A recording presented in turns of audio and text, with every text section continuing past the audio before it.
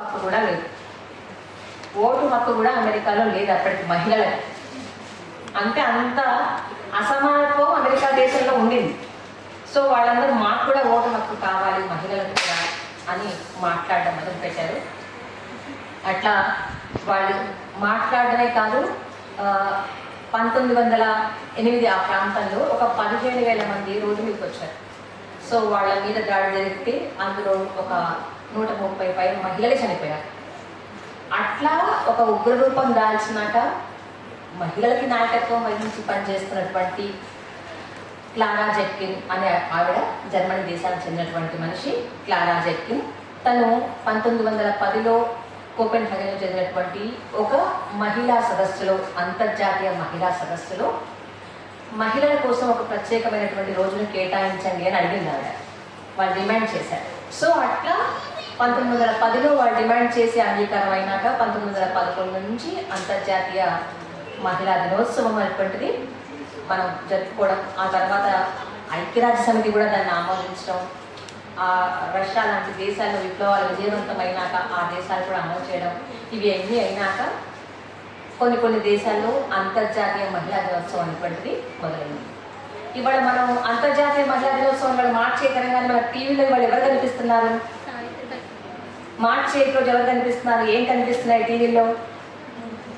మీరు చెప్పాలి, బాగా ఆలోచించి చెప్పండి. టీవీ మార్చి తెలంగాణ మనకి ఏం కనిపిస్తున్నాయి? మహిళలు ఎవరు కనిపిస్తున్నారు? ఏ మహిళలు కనిపిస్తున్నారు? ఏం మార్చి రోజు జరుగుతున్నాయి.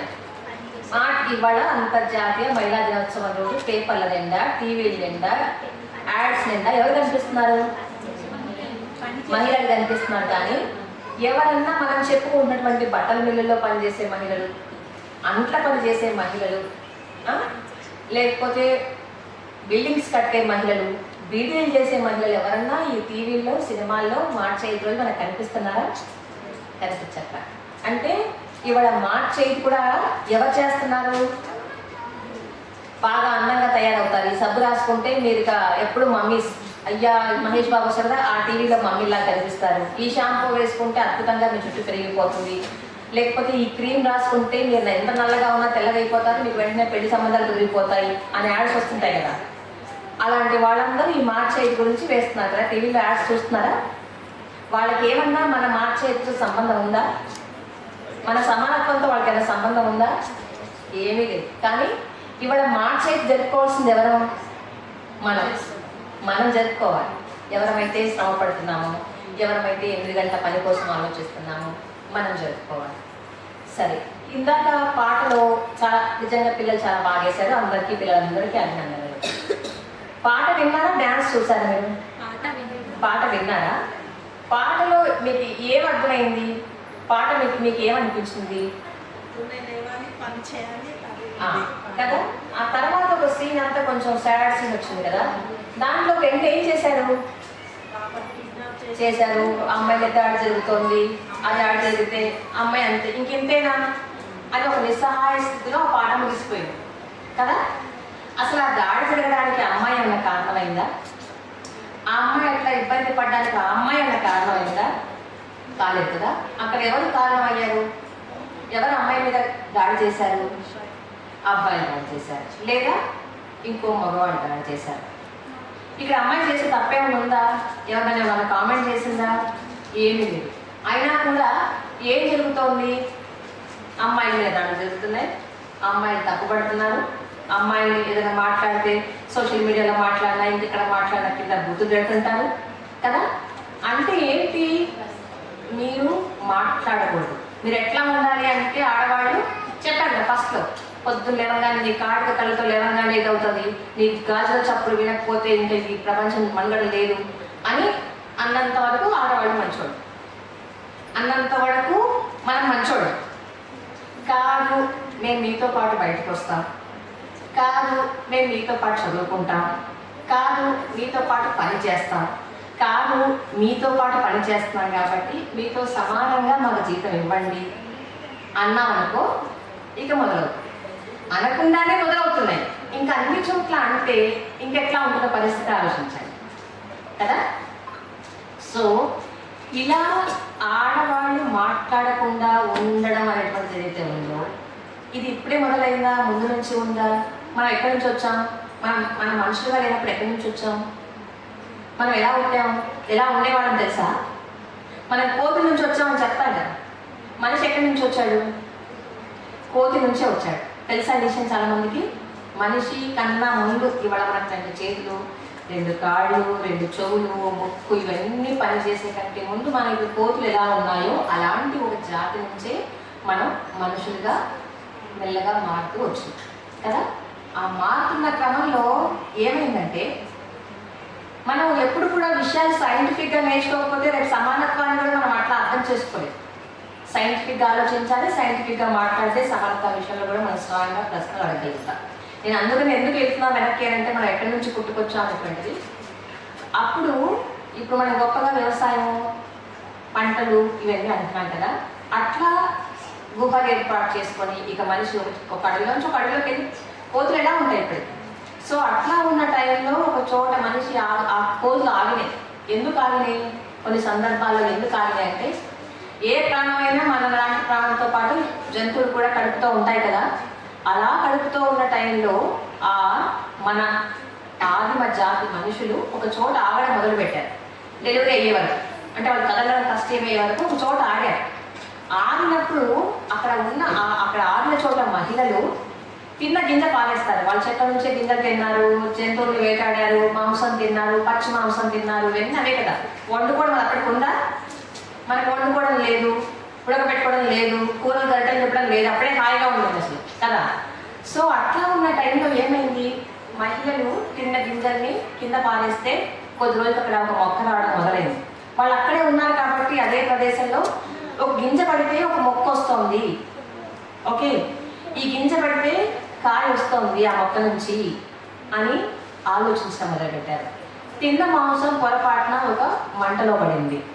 ఆ మంట కాల్చిన తర్వాత మాంసం ఇంకొంచెం రుచికరంగా ఉంది అని ఇవన్నీ మొదటిసారి తెలుసుకున్నదే మహిళ. ఓకే, అందుకే వ్యవసాయాన్ని కనిపెట్టింది ఎవరు అని ఎవరిగా మీరు చెప్పాల్సిన సమాధానం ఏంటంటే మహిళలు అని చెప్పాలి.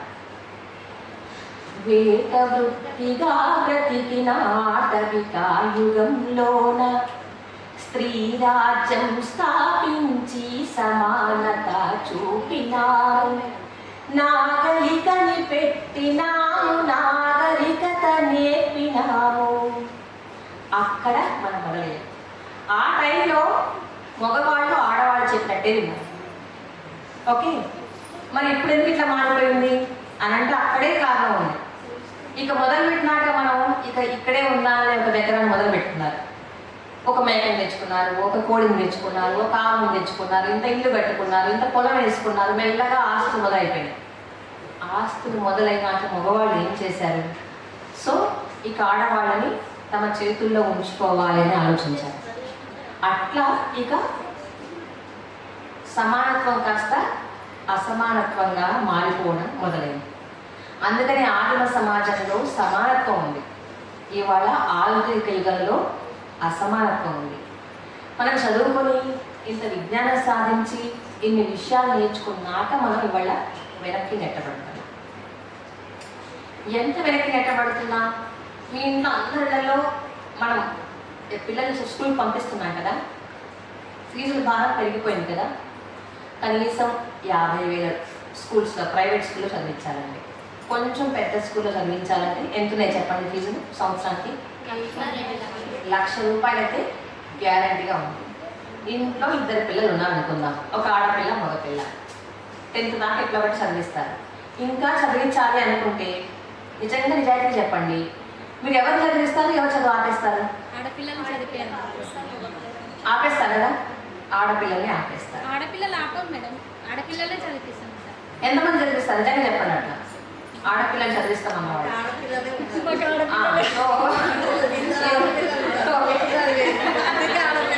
అందుకే ఆడపిల్లలు చదివిస్తారు. మీకు ఆప్షన్ లేదు. ఓకే, సో ఇవాళ ఆడపిల్లల్ని నిజంగా చెప్పాలంటే లెక్కలే చెప్తున్నాయి. ఫీజుల భారం భరించలేక పిల్లల్ని 10th తర్వాత ఇంటర్ తర్వాత చదివించాల్సి వస్తే ఆడపిల్లల్ని ఉంటే గవర్నమెంట్ స్కూళ్ళల్లో ఆ ఊర్లలో ఉండే చోట చదివిస్తున్నాము. లేకపోతే ఇంకా చదువు మానిపించేసి ఇంట్లో ఉంచుతున్నాం. పెళ్లి చేస్తాము, 18 ఏళ్ళకు పెళ్లి చేయకూడదు కాబట్టి, కోప్పడతారు కాబట్టి, లోపలేస్తారు కాబట్టి పెళ్లి చేయదు. కానీ చదువులు అయితే మానిపించేస్తున్నారు అనేటువంటిది ఒక వాస్తవం. ఓకే, సరే. ఇంకా ఊళ్ళో పనులకు వెళ్తాం. ఏం చేస్తారు పాపం ఆడపిల్లైనా మగవాళ్ళైనా ఆడవాళ్ళైనా అక్కడ ఊళ్ళలో ఇప్పటికీ ఎక్కువ మంది ఆధారపడి పనిచేసేది ఏంటి పనులు? వ్యవసాయమే కదా, అది మనకు తెలిసిందే. సరే, హైదరాబాద్కి వచ్చినాక మనం ఏం చేస్తామో మాట్లాడుకుందాం. ఇప్పటికీ వ్యవసాయంలో పనిచేస్తున్న వాళ్ళు 54% ఉన్నారు.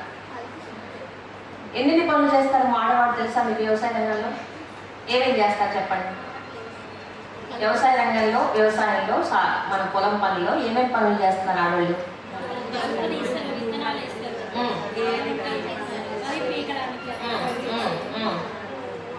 మగవాళ్ళు ఏం చేస్తారు కదా? మరి ఇప్పుడు మనం రైతు అంటే ఎవరి గురించి చెప్తారు? రైతు సోదరులారా, టీవీలో ప్రోగ్రామ్స్ అన్నది రైతు సోదరులారా అంటుంటారు. మరి మహిళలందరూ పనిచేస్తున్న వాళ్ళు మహిళా రైతులు కాదా? వాళ్ళు పని చేయకుండా ఒకటే చేస్తే వ్యవసాయం అవుతుందా?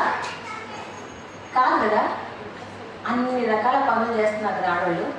అక్కడ మళ్ళీ వాళ్ళకి మగవాళ్ళకు సమానంగా కూలీలు ఇస్తున్నారు అనుకుంటున్నారా? ఇయ్యట్లేదు. అక్కడ ఏమవుతుంది? అసమానత్వమే. ఇంట్లో పిల్లల చదువు విషయంలో అసమానత్వం చేస్తున్నాము, అక్కడ వ్యవసాయ రంగంలో అసమానత్వమే.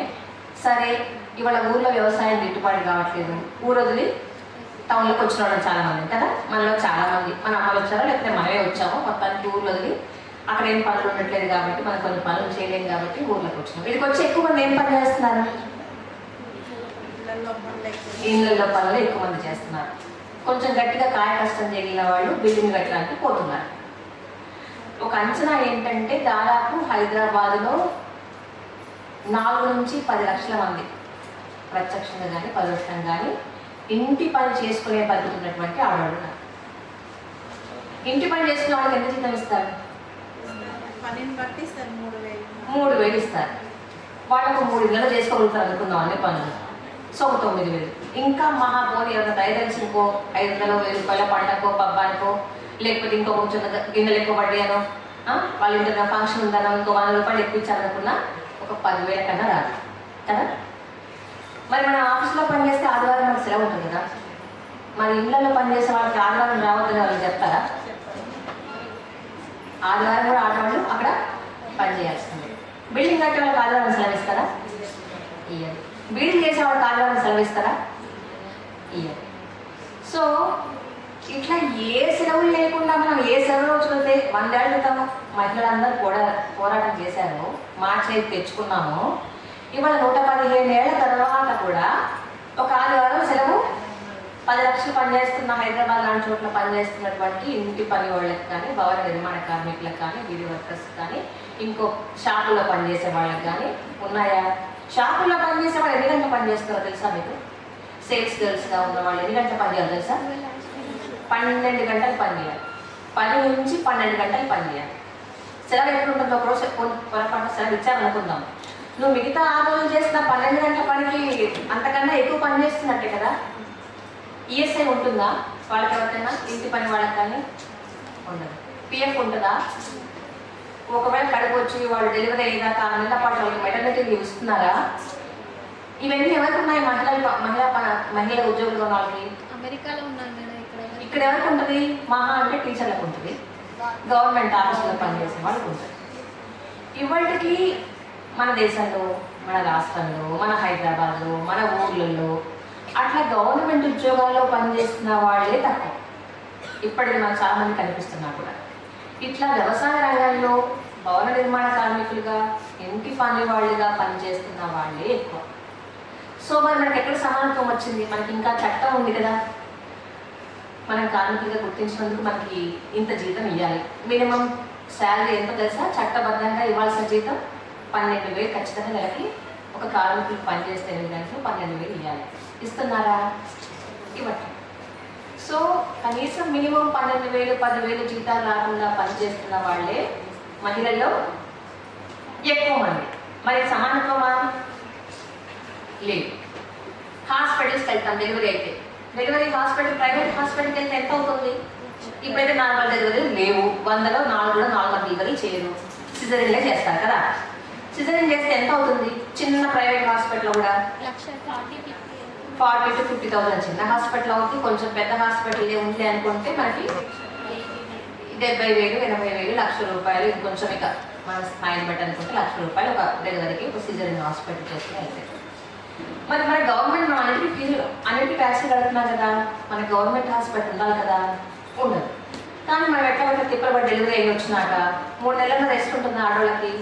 అమ్మగారు ధైర్యం తీసుకెళ్తే పాపం వాళ్ళ ఇంట్లో జరుగుబాటు అయితే మనకి రెస్ట్, కానీ ఆ 2 నెలలు మళ్ళీ 3 నెలలకు అత్తగారికి వస్తాం. కానీ మిగిలిన సందర్భాల్లో రెస్ట్ ఉంటుందా? సరే, మనకి ఎట్లాగో రెస్ట్ లేదు. బాగా టీవీలో చాలా గొప్పగా కనిపిస్తుంది కదా అలాంటి జర్నలిస్టులు. ఓకే, ఒక 18 ఏళ్ళు 20 ఏళ్ళు నేను TV9లో, వనితా టీవీలో, 10 టీవీలో అన్ని చోట్ల పనిచేశాను. మరి ఇక్కడ టీవీలో పనిచేసే మహిళలకి మెటర్నిటీ లీవ్ ఉంటుందని మీరు అనుకుంటున్నారా?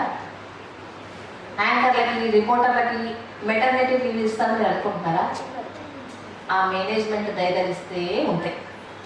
లేకపోతే టీవీల్లో పనిచేసే వాళ్ళకి కూడా చట్టబద్ధంగా ఒక మహిళ ఉద్యోగికి రావాల్సినటువంటి ఏవి కూడా అందులో లేవు. మరి 115 ఏళ్ల తర్వాత మన 1950 నుంచి మన మార్చ్ 8 లేదా మన ఓటు హక్కు మనకి 1950లో మన మహిళలందరికీ ఓటు హక్కు భారతదేశంలో మొదలైంది. అప్పటి నుంచి ఇవన్నీ మన చట్టంలో ఉన్నాయి కదా, మనకు వస్తున్నాయా? రావట్లేదు.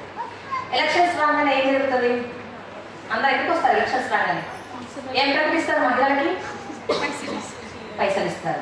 పైసలు కన్నా ముందు ఇంకేం ఇస్తారు? చీరలు ఇస్తారు. బతుకమ్మ వస్తే డ్వాక్రా గ్రూపుల్లో చీరలు ఇస్తారు. మనకు కావాల్సింది చీరల, మనకు కావాల్సింది చీర.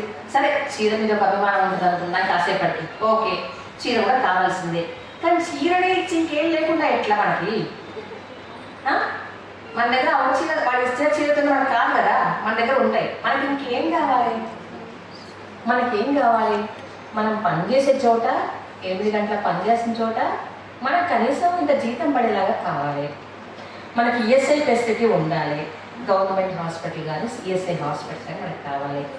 ఒక 30 ఏళ్ళు పనిచేసి చచ్చిపోయినాక చచ్చిపోయే ముందో మనకి ఇంకా పిఎఫ్ కావాలి కదా.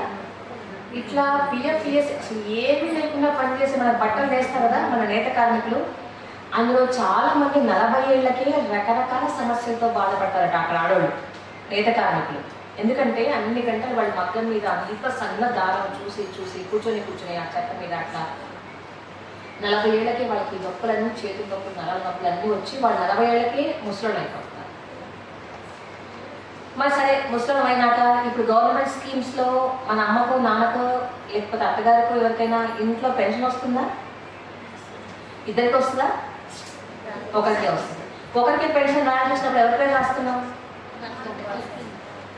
ఎంతమంది ఇంట్లో మొగోళ్ళ పేరు కాకుండా ఆడవాళ్ళ పేరు రాస్తారో చెప్పండి, చేతులు ఎత్తండి ఒకసారి. అంతే. ఇంతమందిలో మన అందరి కుటుంబాల్లో పెన్షన్ తీసుకునే వ్యక్తులు ఉన్నారు కదా. సో ఇంతమందిలో పెన్షన్ విషయంలో కూడా మనం అప్లై చేయాల్సి వస్తే ఒకరికి గవర్నమెంట్ అన్యాయంగా ఇస్తారంటే ఆ పెన్షన్ కూడా మనం ఎవరికి ఇప్పిస్తున్నాం? మగవాళ్ళకి ఇప్పిస్తున్నాం. ఆడవాళ్ళకి ఇప్పిస్తే దుబారా చేస్తారా? ఆడవాళ్ళకి ఇస్తే పెన్షన్ ఏమైనా దుబారా చేస్తారా? ఆడవాళ్ళు చేయరు కదా, ఇంకా వాళ్ళే జాగ్రత్తగా వాడుకుంటారు. కానీ గవర్నమెంట్ ఎందుకు ఆలోచించట్లేదు ఈ విషయం? ఇంట్లో వాళ్ళకి ఎట్లాగా ఆలోచన ఉండదు మన మగుళ్ళకి కదా, ఉంటుందా? ఒక చిన్న జాగా కొనుక్కున్నారు, ఎప్పుడన్నా మనం కొనుక్కుందాం, ఒక ఊరు అవతల ఎక్కడన్నా జాగా వస్తుంది తక్కువ రేటుకి అంటే అన్నీ మీకు చెప్పి చేస్తారా? ఇంత రేటు ఉందనో, మీరు చూద్దరు రందనో, లేకపోతే ఇది బాగుండదానో మనం చెప్తారా? తీసేసుకుంటారు. ఒకవేళ పైసలు తక్కువ పట్టి ఏం చేస్తారు? వచ్చి పైసలు లేకపోతే ఏం చేస్తారు? నాగలా చేస్తారు. అప్పుడు మనం కావాలి కదా. ఏమన్నా అవసరం అయితే పైసలు తక్కువ పడితే తాకట్టు పెట్టడానికి మన మెడ మీద బంగారం కావాలి. ఎక్కడన్నా మన సమానత్వం స్వాతంత్రం 1947 వచ్చింది, ఓటు హక్కు 1950 నుంచి వచ్చింది, మార్చి 5 1910 నుంచి వచ్చింది. ఎక్కడన్నా మనకు సమానత్వం ఇంకా కట్టుబడులు ఉన్నాయా? మనకి ఏమీ లేదు. సరే, రాజ్యాంగం కొన్ని కల్పించింది కాబట్టి, ఆ రాజ్యాంగబద్ధంగా మనకు కొన్ని హక్కులు ఉన్నాయి కాబట్టి ఆ హక్కుల ఆధారంగా మనకు నెల ఎంత తిప్పలు పడతాం మనకు తెలుసు. ఇవన్నింటినీ కూడా మనం తట్టుకొని ఇంత ఒక సినిమా యాక్టర్ పోస్ట్ పెట్టింది, మీకు చేతనైతే ప్రతి నెల బ్లీడింగ్ అయ్యేలాగా చేయండి. సరే అంత బాగా ఆడపిల్లకి పెళ్లి చేసేది మంచిగా ఉందనుకుంటే వాడేదో రాష్ట్ర ధీర్యంలో విడాకులు తీసుకుంటున్న వాళ్ళ సంఖ్య కూడా పెరిగింది. 100 మంది విడాకులు తీసుకుంటున్నారంటే పోనీ అందులో 80 మందికి పిల్లలు ఉన్నారనుకుంటే ఎంతమంది పిల్లల బాధ్యత తీసుకుంటున్నాం మగవాళ్ళు ఉన్నారు. మేము పెంచుకుంటాం పిల్లల్ని, మీకు అవసరం లేదని ఆడవాళ్ళ దగ్గర నుంచి తీసుకునే వాళ్ళు ఎంతమంది ఉన్నారు? మంచిగా ఉండి కుటుంబాల్లో ఉన్న పిల్లల వారు ఆడవాళ్ళు, కర్మగారు విడాకులైనా పిల్లల వారు ఆడవాళ్ళు. ఉదాహరణ చెప్తాను, మొన్ననే తెలిసిన వాళ్ళ కేసు. అమ్మాయి అమెరికాలో ఉన్నారు, వాళ్ళిద్దరు భార్య భర్తలు, పెద్ద ఉద్యోగమే అతనికి, 2 పిల్లలు ఆటిజం పిల్లలు. వాళ్ళిద్దరిని వదిలేసి ఆ మనిషి ఏం చేశాడు, ఇండియాకి వచ్చేసాడు. ఓకే, వాళ్ళ భారం నేను చూడను, వాళ్ళని పెంచను. ఆ అమ్మాయి పెంచలేదు, ఒకటి 2 ఆటిజం పిల్లలు. అమ్మమ్మ నాన్నమ్మ తాత వాళ్ళు, అమ్మమ్మ తాతలు ముసలి వాళ్ళు 2 ఆటిజం పిల్లల్ని పెంచలేరు. బయట ఉంచాలంటే కనీసం ఆటిజం పిల్లలకి ఒక్కొక్కరికి 25,000 రూపాయలు ఉంది, 50,000 పిల్లలకు కట్టడానికి కావాలి. ఆ డబ్బులు ఇవ్వమంటే కూడా డబ్బు కూడా ఇవ్వలేడు మనిషి. కన్నా తండ్రే కదా, ఒక తల్లి చూసుకోలేదు కదా, మనకి ఇంకే ఉద్యోగం లేదు కదా. ఇట్లా చాలా సందర్భాల్లో విడాకుల కేసుల్లో కూడా చట్టబద్ధంగా మనకు మెయింటెనెన్స్ తీసుకునే అవకాశం ఉన్నా కూడా ఆ మెయింటెనెన్స్ కూడా తప్పించుకోవడానికి మగవాళ్ళు చాలా ఎత్తులు పన్నాడాలు చేస్తూ ఉంటారు. సరే, ఇవన్నీ అయిపోయింది. మనం ఇందాక చెప్పాం కదా, చీరలు ఇస్తే ఓట్లు వేసేస్తున్నాం. ఓకే, ఒక గ్యాస్ స్టవ్ ఇస్తానంటే ఓట్లు వేసేస్తాను, మనకు కుక్కర్ ఇస్తానంటే ఓట్లు వేసేస్తాను, చీరలు ఇస్తానంటే ఓట్లు వేసేస్తాను. వేస్తున్నామా లేదా? వేస్తున్నాం కదా. వాళ్ళు అక్కడికి వెళ్తారు, అక్కడ కొన్ని మహిళలు నిలబడుతున్నారా? మగవాళ్ళకే వేస్తున్నాము. మహిళలు నిలబడితే బాగుంటుంది, నాకు తెలిసిన వాళ్ళని నిలబడితే బాగుంటుందని మనం అనుకుంటున్నామా? అనుకోవట్లేదు. అక్కడ ఎవరు నిలబడితే ఓటు వేస్తున్నాము. అక్కడికి వెళ్ళినాక మన గురించి మాట్లాడుతున్నారా? మాట్లాడలా. మనకి ఎన్ని పైసలు ముందే ఉత్త పుణ్యానికి ఇచ్చిండ్రు అంటే వాళ్ళు అక్కడ 5 ఏళ్లలో ఇంకేం చేస్తారు కానీ అంతకన్నా ఎక్కువ పైసలు వస్తాయి. అందరూ దేశ సేవ కోసమే రాలేదా? కొద్దిమంది పనిచేస్తారు అనుకుందాము, మిగతా వాళ్ళంతా దేశ సేవ కోసం అయితే, మనకు సేవ కోసం అయితే రాలేదు కదా. వాళ్ళందరూ అంతకన్నా ఎక్కువ పైసలు సంపాదించిన పనులు ఉన్నారు కదా. మనకు రోడ్డు బాగాలేకపోయినా, మనకు ఆరోగ్యం బాగాలేకపోయినా, ఇంకోటైనా మనం అడిగే పరిస్థితి లేదు కదా. సో ఎంతమందిని చదువుకుంటున్నాము, ఇంత ఆలోచిస్తున్నాము, బాగా గొప్పగా చదివేసుకుంటున్నాము, ఇన్ని పనులు చేస్తున్నాం అనుకున్న చోట కూడా మనం ఎక్కడున్నామో తెలుసా? ఒక సంస్థ ప్రతి సంవత్సరం ఏ దేశంలో ఎంత సమానత్వం ఆడవాళ్ళ మధ్య మగవాళ్ళ మధ్య ఉంది అనేటువంటి విషయాన్ని సర్వే చేసి చెప్తుంది. అది వరల్డ్ ఎకనామిక్ ఫోరం అనే సంస్థ, అది అంతర్జాతీయ సంస్థ. ఆ సంస్థ 2025లో ఇచ్చిన రిపోర్ట్లో 148 దేశాల్లో సర్వే చేసింది. ఓకే, ఎంత సమానత్వం ఉంది మహిళలకి, ఏమేమి అందుతున్నాయి ఏ దేశాల్లో అని సర్వే చేస్తే 148 దేశాల్లో చేసినటువంటి సర్వేలో భారతదేశం ఎక్కడుంది చెప్పండి? ఎక్కడ ఉంటుందని అనుకుంటున్నారు? గొప్పగా ఉండే స్థానంలో ఉంటుంది అనుకుంటున్నారా? మధ్యస్థంగా ఉంటుంది అనుకుంటున్నారా? కింది స్థానంలో ఉంటుంది అనుకుంటున్నారా? 148 దేశాల్లో సర్వే చేస్తే భారతదేశం 131వ ర్యాంక్లో ఉంది. మన బేటీ బచావు, బేటీ పడావు, ఆడవాళ్ళ కోసం అన్ని చేస్తున్నాము, ఆడవాళ్ళ కోసం ఇన్ని చేస్తున్నాము, పిల్లల కోసం ఇంత చేస్తున్నాము, జెండర్ బడ్జెట్ కేటాయిస్తున్నాము అని చెప్పి మన దేశంలో మనం 131వ స్థానంలో ఉన్నాం. ఇందులో పని చేస్తున్న వాళ్ళ మహిళలు అంటే వాళ్ళ శ్రమను గుర్తిస్తున్న దాంట్లో 40% కూడా మహిళల శ్రమని మన దేశంలో గుర్తించట్లేదంట. ఇది మనం ఏం చెప్తుందా ఆ సంస్థ చెప్పింది. ఇక మనకి చదువు విషయంలో చెప్పాను, ఇందాక మరే అనుకున్నాను కదా, చాలామంది చదువు ఆడపిల్లలు ఆపేస్తామని. దాంట్లో కూడా మనం వెనకబడి ఉన్నాం అని చెప్పేస్తుంది సంస్థ. ఆరోగ్యం విషయంలో కూడా మన దేశం వెనకబడదని చెప్పింది. ఇక పొలిటికల్ ఎంపవర్మెంట్లో కూడా, అంటే మనకు చాలా గొప్పగా మన ఓట్లు వేసుకోవాలి ఎవరు, ఆడవాళ్ళ ఓట్లే ఎక్కువ ఉన్నాయి తెలుసా లేదా మీకు? ఇప్పటికీ ఆడవాళ్ళ ఓట్లే ఎక్కువ ఉన్నాయి. సో మనం ఓట్లు వేస్తే గెలిచే ఎమ్మెల్యేలు ఎంపీలు ఎంత ఉన్నారంటే, ఎంపీలట 13.8% మహిళలు ఉన్నారు ఎంపీలు, మినిస్టర్స్లో 5.6% ఉన్నారంట. అంటే అంత తక్కువ స్థాయిలో మహిళలు ఉన్నారు. ఇంత అసమానత్వం ఉంది అనేటువంటిది వరల్డ్ ఎకనామిక్ ఫోరం చెప్పింది. మనకి ఇంట్లో తెలిసింది కదా ఎట్లా అసమానత్వం ఉంది. సో మనం కూర్చోబెట్టిన ఎమ్మెల్యేలు ఎంపీల్లో కూడా ఏ స్థాయిలో వేరియేషన్ ఉంది, ఎంత తక్కువ మంది ఆడవాళ్ళు ఉన్నారు అనేటువంటిది ఆ సంస్థ చెప్పింది. ఇందాక మనం చెప్పినట్టుగా పాటలో చెప్పాను కదా మహిళల మీద దాడులు వినట్లు కూడా, అట్లా నేషనల్ క్రైమ్ రికార్డ్ బ్యూరో అని ఒక సంస్థ మన భారత ప్రభుత్వమే నిర్వహించే ఒక సంస్థ 2025లో ప్రతి సంవత్సరం ఒక రిపోర్ట్ ఇస్తుంది. మహిళల మీద ఏం దాడులు జరిగాయి, అసలు మొత్తం ఎంత క్రైమ్ జరిగింది అనేటువంటి రిపోర్ట్ ఇచ్చే సంస్థ. ఆ ఇచ్చిన సంస్థ రిపోర్ట్ ఏంటంటే దాదాపు నమోదైన కేసులే 4.5 లక్షలు ఉన్నాయండి కేసులు. ఇంకా నమోదు కాని కేసులు ఎన్ని ఉన్నాయో మీరు ఊహించుకోండి. గంటకి 60 నిమిషాలు కదా, గంటకి ఎన్ని నిమిషాలు? 60 నిమిషాలు. గంటకి 51 మంది మహిళల మీద దాడులు జరుగుతున్నాయని ఆ సంస్థ చెప్పింది. ఇట్లా మనం ఇంట్లోంచి మొదలు పెడితే, బయట మొదలు పెడితే, మనం పంపించిన ఎమ్మెల్యేలు ఎంపీల దగ్గర మొదలు పెడితే, మనకు అందాల్సిన జీతం దగ్గర మొదలు పెడితే, మనకు అందాల్సినటువంటి సెలవుల దగ్గర మొదలు పెడితే, ఎక్కడైనా మనం చూసిన దగ్గర మనం రాత్రి యుగంలో కోతులాగా ఉన్న టైంలో తప్పితే ఎక్కడైనా మనకు సమానత్వం కనిపించిందా? ఎక్కడ? సో మనం ఇప్పుడు ఇంకా రేపు ఉద్యోగాలు పోతాయి. ఎందుకు పోతాయి ఉద్యోగాలు? ఇంకా ఇప్పుడు చాలామంది మహిళలు కూడా ఒక పని చేస్తున్నారు, మీకు తెలుసలేదు. ఊబర్ డ్రైవర్లుగా, ఓలా డ్రైవర్లుగా, ర్యాపిడో డ్రైవర్లుగా కూడా వస్తున్నారు. ఎందుకు అంటే పనులు లేకపోవడం కారణంగా ఇట్లా రకరకాల పనుల్లోకి వెళ్తున్నారు. ఇంటికి వెళ్ళి బ్యూటీ వర్క్స్ అయితే ఉంటుంది, బ్యూటీ పార్లర్ వర్క్స్ అయితే చేయాల్సి ఉంటుందో ఆ పనులు కూడా చేస్తున్నారు. అట్లా వెళ్ళి పనులు చేసిన కూడా వాళ్ళకి చాలామందికి సెక్యూరిటీ లేదు. వెళ్ళినాక వాళ్ళ ఇంట్లో ఎట్లుంటుందో తెలియదు, అక్కడ వాళ్ళు ఏం మాట్లాడటో తెలియదు, మగవాళ్ళే ఉంటారో ఆడవాళ్ళు ఉంటారో తెలియదు. సో ఇన్ని రకాల సమస్యల మధ్య చాలామంది ఆడవాళ్ళు పనిచేస్తున్నారు. దీనికి తోడు చట్టం కూడా 8 గంటలు పోయి 12 గంటలు, కొత్త లేబర్ యాక్ట్ వచ్చింది, దాని ప్రకారం 12 గంటలు ఇక మనం చేయాల్సిందే. ఆల్రెడీ కార్పొరేట్ సంస్థలు మనం గొప్పగా చెప్పుకునే వాళ్ళందరూ కూడా బీటెక్ చేసిన వాళ్ళందరూ కూడా 12 గంటలు పని చేస్తున్నారు. మనకు కూడా 12 గంటల పని మనం ఇక్కడ రుద్దబోయే ప్రయత్నం చేస్తున్నాం. ఇక మనం అందరం చేతిలో cell phone, Instagram, Facebook, Twitter, ఇంకా టిక్టాక్లు, ఇంకేమేమి ఉంటే అవన్నీ కూడా మనం వాడేసుకుంటున్నాం కదా.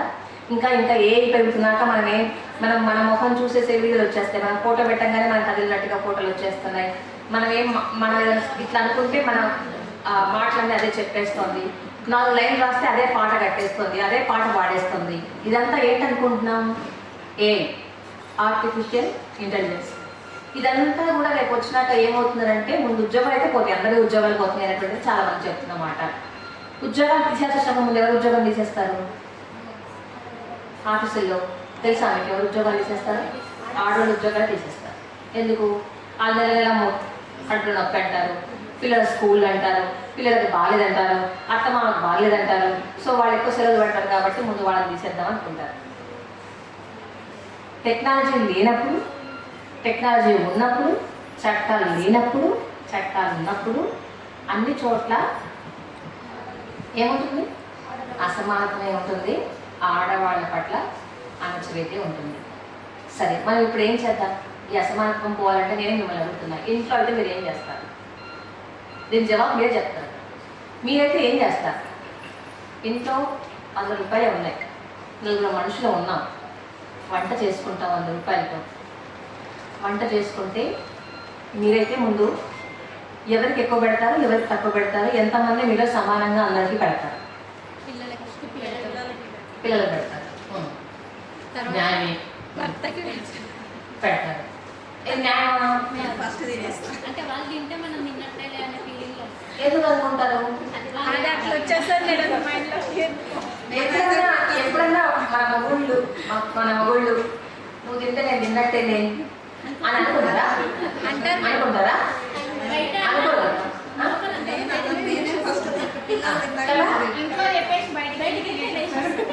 ఎవరు? మగుళ్ళు కదా. తినేసి వస్తారు, ఒక ఆప్షన్ ఉంటుంది మనకి.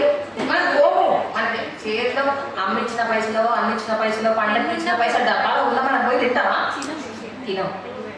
మనం ఎక్కడ వాళ్ళు ఒకవేళ ఫ్రిడ్జ్ తగ్గించే స్కూళ్ళలో మన పిల్లలు చేర్చాల్సి వచ్చిన, ఫీజులు ఎక్కువ ఉన్న స్కూళ్ళలో పిల్లలు చేర్చాల్సి వచ్చిన, కాబట్టి మగ పిల్లాడికి ఏదో ఒక పని చేసుకుంటాడు, ఆడపిల్ల చదువుకుంటే మంచిది అని ఆలోచించడం మొదలు పెడదామా?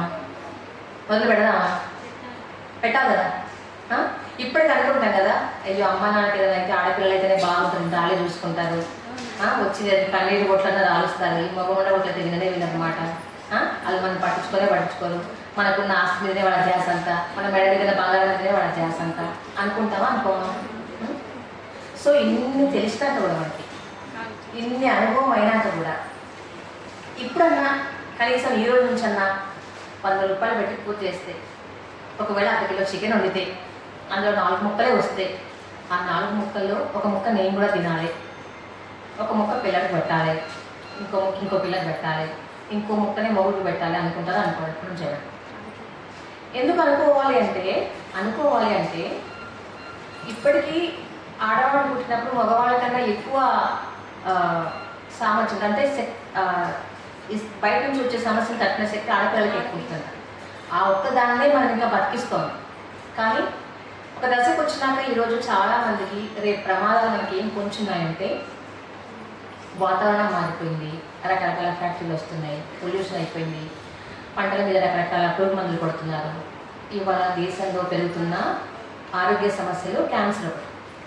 ఓకే, క్యాన్సర్లో ఆడవాళ్ళకి వస్తున్నటువంటి క్యాన్సర్లు చాలా ఎక్కువ ఉన్నాయి. 1 రొమ్ము క్యాన్సర్, 2 గర్భసంచి క్యాన్సర్, ఇవన్నీ ఉన్నాయి. సో మనం ఎంత బలహీనంగా ఉంటే బయట నుంచి వచ్చి మన దాడి చేసేవన్నీ కూడా ఆరోగ్య విషయంలో అంత ఎక్కువ ఉంటాయి. మనం స్ట్రాంగ్గా ఉంటే, ఆరోగ్యం ఆహారం అనుకుంటే కొన్నిటి తట్టుకోవచ్చు, కుటుంబాన్ని చూసుకోవచ్చు. డెలివరీ అయితే అమ్మగారింటికే పంపిస్తారు, రోగం వస్తే అమ్మగారింటికే పంపిస్తారు. మన మొగుళ్ళకి వస్తే మాత్రం మనమే ఇంట్లో పడుకోబెట్టి అని చేస్తాము, మన అత్తగారికి వస్తే మనమే పడుకోబెట్టి చేస్తాము. సో ఇప్పటికీ ఆ స్థితి ఉంది కాబట్టి ముందు మన ఆరోగ్యాలు బాగుంచుకోవాలి అంటే మన సమానత్వం మన తిండి దగ్గర మొదలు పెట్టాలి. మొగుళ్ళ కోసం ఎట్లాగో ఉపవాసాలు ఉంటారు, మొగుళ్ళ కోసం ఎట్లాగో పూజలు చేస్తారు, వాళ్ళ కోసం ఏం చేయరు. వ్రతాలు ముందు ఎప్పుడైనా చేసింటారు నా మొగుళ్ళు? అసలు ఏమన్నా ఉన్నాయా వ్రతాలు? ఒక్కరు ఎందుకు? దేవుడు కూడా పాఠశాలే కదా, దేవుళ్ళు కూడా అసమానత్వంతోనే దేవతల పట్ల ఉన్నారని అనుకోవాలంటే కదా అనుకుంటారు. సో అందుకని ముందు మన ఆడపిల్లల్ని పెంచే దగ్గర మనం సమానత్వం పాటించాలి. ఓకే, మనం తినే ఆహారం దగ్గర మనం సమానత్వం పాటించాలి. మనం పనిచేసిన చోట కూడా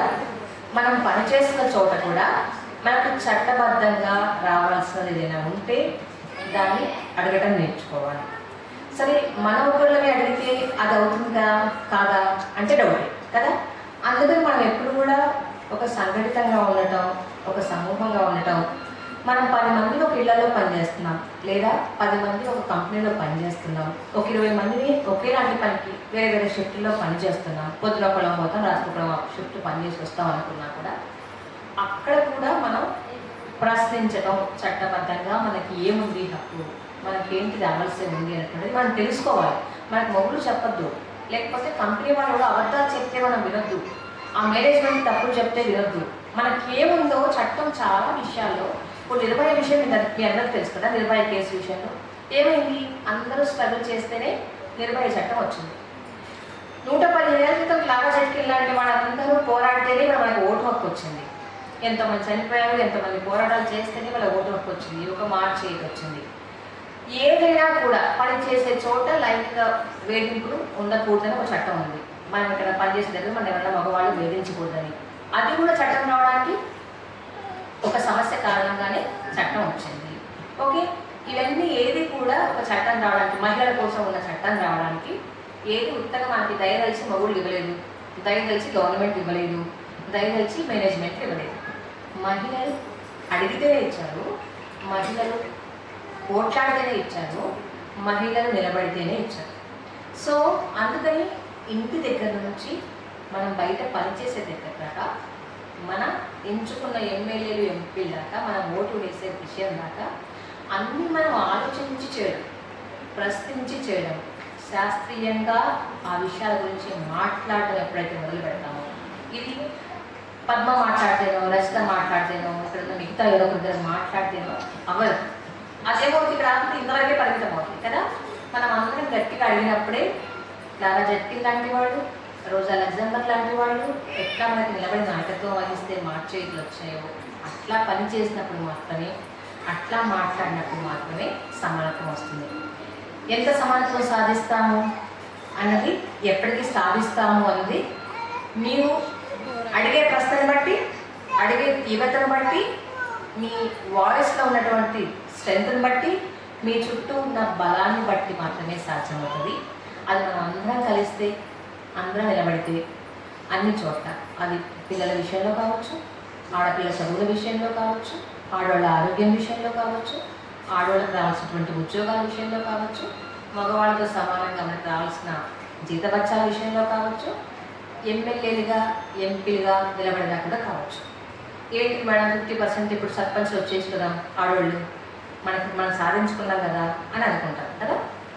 మరి సర్పంచ్లుగా నిలబడ్డ చోట, సర్పంచ్లుగా మహిళలు గెలిచిన చోట, సర్పంచ్లుగా మహిళలే పనిచేస్తారని మీరు అనుకుంటున్నారా?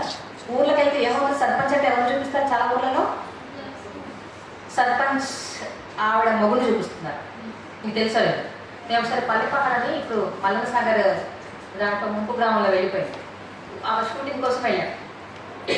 నేను 10th ఉన్నప్పుడు ఇక్కడ మన ఆఫీస్లో ఉన్నప్పుడు వెళ్తే అక్కడ బోర్డు మీద సర్పంచ్, ఎవరు సర్పంచ్ వాళ్ళ ఆయన పేరు ఉంది, పక్కన శ్రీమతి.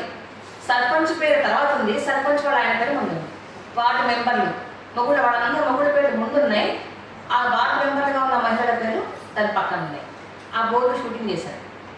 ఎవరిక్కడ సర్పంచ్, ఎవరిక్కడ వార్డు మెంబర్లు అని. ఇంకా గోల అయిపోయి వాళ్ళు మేము ఏం చేస్తాను వాళ్ళు రేపు పెడతాము. బోర్డులో పేర్లే, సర్పంచ్గా తెలిసిన మహిళల పేర్లే పెట్టలేని స్థితి చాలా గ్రామాల్లో ఉంది. సర్పంచ్ అంటారు, ఒక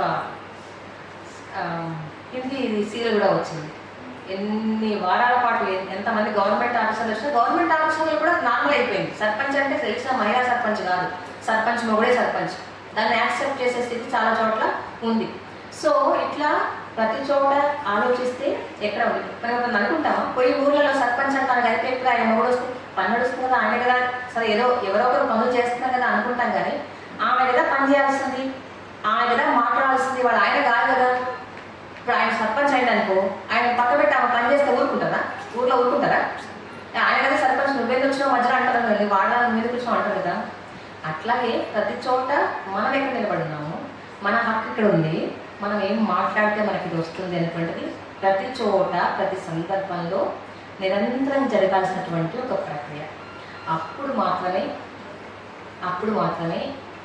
ఒక్క వాక్యం చెప్తా, మన సమానత్వం సాధించడానికట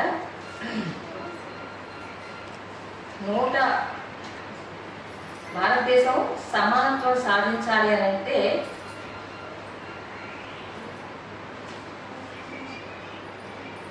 132 సంవత్సరాలు పడుతుంది.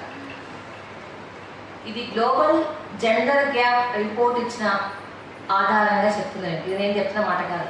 భారతదేశం ఇప్పుడున్న స్థితి నుంచి సమానత్వం సాధించాలి అంటే, స్త్రీ పురుష సమానత్వం సాధించాలి అంటే 132 సంవత్సరాలు పడుతుందంట. 132 సంవత్సరాలు కాదు, 30 సంవత్సరాలలో 3 సంవత్సరాలు రావాలి అంటే మనమంతా ఇంకెంత గట్టిగా మాట్లాడాలి, మనమంతా ఇంకెంత గట్టిగా ఆలోచించాలి. మనమంతా ఇప్పటి నుంచే మన ఆడపిల్లలకి, మన మగపిల్లలకి ఇంకెన్ని విషయాలు నేర్పుకుంటూ వాళ్ళని పెంచాలి. ముసలి వాళ్ళని మార్చాలి, వాళ్ళ ఆలోచన ధోరణి, పిల్లల విషయాన్ని మార్చాలి, మనం కూడా మారాలి. అన్ని తరాలు మార్పులో భాగమై ముందుకు నడిస్తేనే మనం కోరుకునే సమానత్వం వస్తుంది. ఇక్కడ పద్మ మాట్లాడితేనో, రచిత అధ్యక్షత వహిస్తేనో, ఎస్వికే వాళ్ళందరూ ఇక్కడ మీటింగ్ పెడితేనో సమానత్వం సాధ్యం కాదు. ప్రశ్నించాలి. అలాగే మనకున్న హక్కుల్ని అడగటం నేర్చుకోవాలి. వాటిని సాధించడం నేర్చుకున్నప్పుడే మనం అనుకునే సమానత్వం సాధిస్తాం. అంతవరకు మీరు కడుపు నిండా అన్ని తినాలి, ఆరోగ్యకరంగా ఉండాలి, పోషకాహారాలు తీసుకోవాలి. ఓకే, మీకు సరైన రెస్ట్ ఖచ్చితంగా తీసుకోవాలి. తలనొప్పి వస్తే పట్టించుకోకపోవడం, కడుపు నొప్పి వచ్చినా పట్టించుకోకపోవడం, ఇంకేదైనా పట్టించుకోకపోవడం మాత్రం అస్సలు చేయొద్దు. ఎందుకంటే ఆరోగ్య సమస్యలు చాలా పెరుగుతున్నాయి. ప్రతి సంవత్సరం స్క్రీనింగ్ చేయించుకోండి. ఇక్కడ ఫ్రీ చెకప్స్ ఉన్నా ఫ్రీ చెకప్స్ పెట్టించుకునే ఒక ప్రయత్నం చేయండి. ఆరోగ్యం కూడా మహిళల హక్కే, మంచి ఆరోగ్యం కూడా మహిళల హక్కే. కాబట్టి వీటన్ని కోసం కూడా నేను ఆలోచిస్తూ ఉంటాను. ఉండాలి, పోషకాహారాలు తీసుకోవాలి. ఓకే, మీకు సరైన రెస్ట్ ఖచ్చితంగా తీసుకోవాలి. తలనొప్పి వస్తే పట్టించుకోకపోవడం, కడుపు నొప్పి వచ్చినా పట్టించుకోకపోవడం, ఇంకేదైనా పట్టించుకోకపోవడం మాత్రం అస్సలు చేయొద్దు. ఎందుకంటే ఆరోగ్య సమస్యలు చాలా పెరుగుతున్నాయి. ప్రతి సంవత్సరం స్క్రీనింగ్ చేయించుకోండి. ఇక్కడ ఫ్రీ చెకప్స్ ఉన్నా ఫ్రీ చెకప్స్ పెట్టించుకునే ఒక ప్రయత్నం చేయండి. ఆరోగ్యం కూడా మహిళల హక్కే, మంచి ఆరోగ్యం కూడా మహిళల హక్కే. కాబట్టి వీటన్నిటి కోసం కూడా మీరు ఆలోచిస్తూ ఉంటారు.